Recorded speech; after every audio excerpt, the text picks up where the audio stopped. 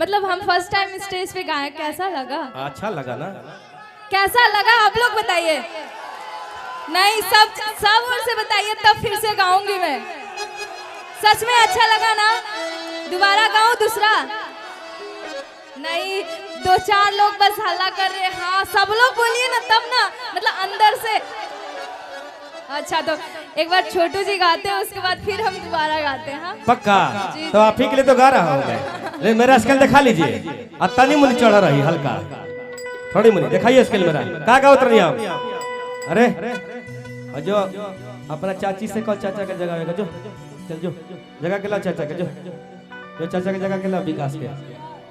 हाँ जो लेके आना, जब तक चाचा नहीं आएंगे तब तक आना मत तुम, ठीक ना? जो तो हम चल जिम जगह में खातिर।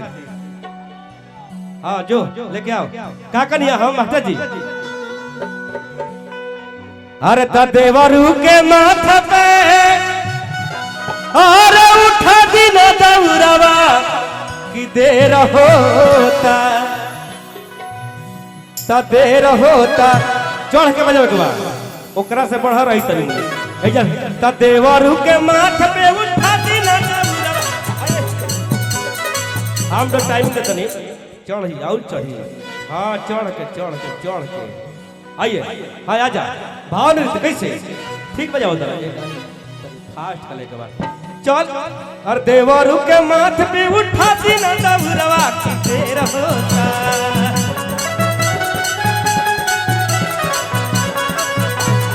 देवरू के माथ पे उठा दिन दौरवा की देर होता, की देर होता।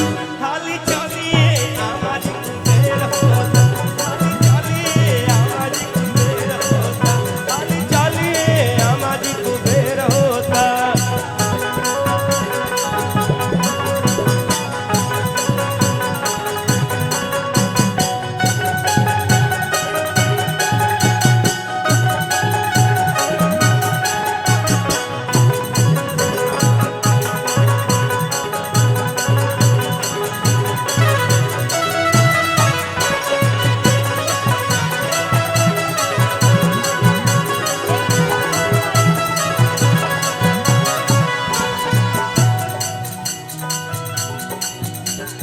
हाली से न तो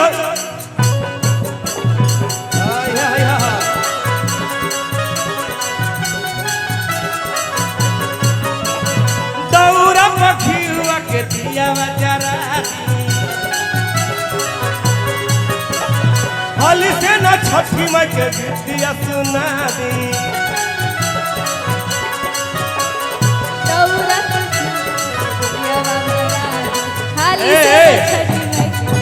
सोम्या जी आप ही कर रहे हैं सब बात अम्मा जी से।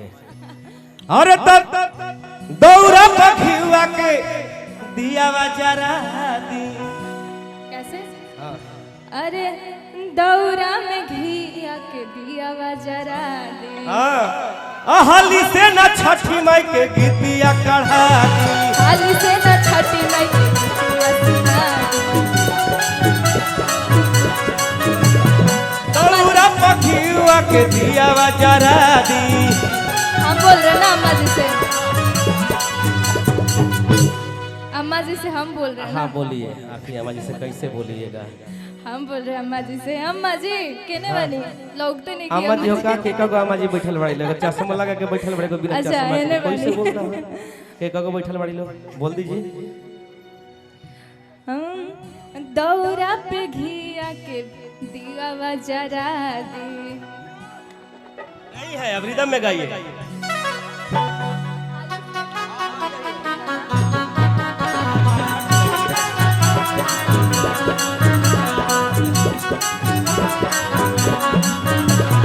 दौरा पे घिया के दिया जरा, थाली से न छठी माई के दिया बजा। दौरा पे छठी लगले में डूब जाई हसुरु जाको सैया गाधा बेर होता।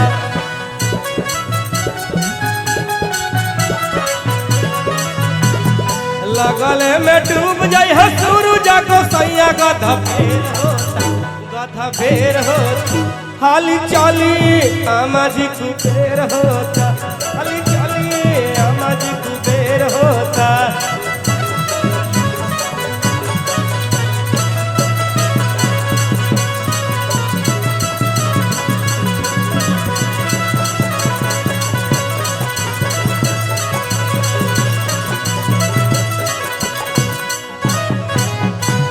कुबेर मतलब लेट हो रहा है ना? हाँ कुबेर मन लेट।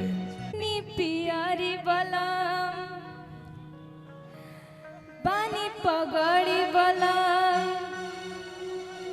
लेके चली ना माथ पदौरिया वाला। पेनी पियारी वाला पानी पगड़ी वाला लेके चली ना माथ पदौरिया वाला।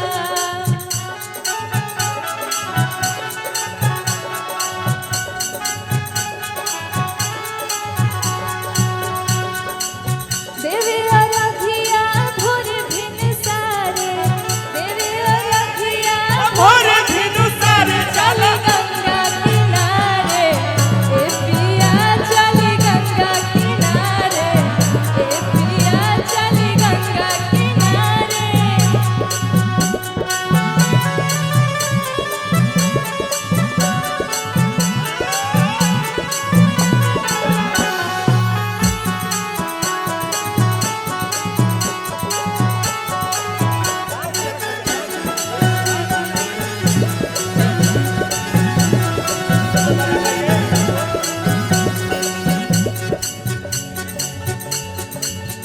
पेनी पियारी बलम पानी पगड़ी बलम लेके चली ना माथ पदौरिया बलम।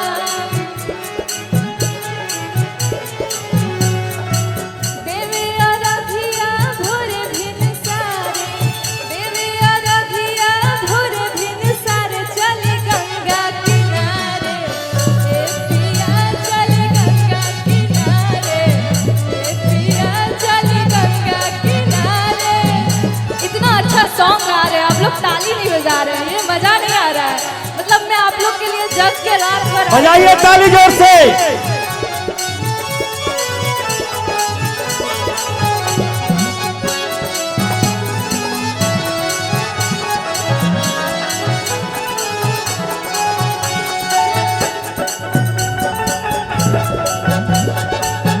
ए बाबू इधर भी देखा। क्या हो रहा है ना, मतलब सच में डर लग रहा है अंदर से गाने में।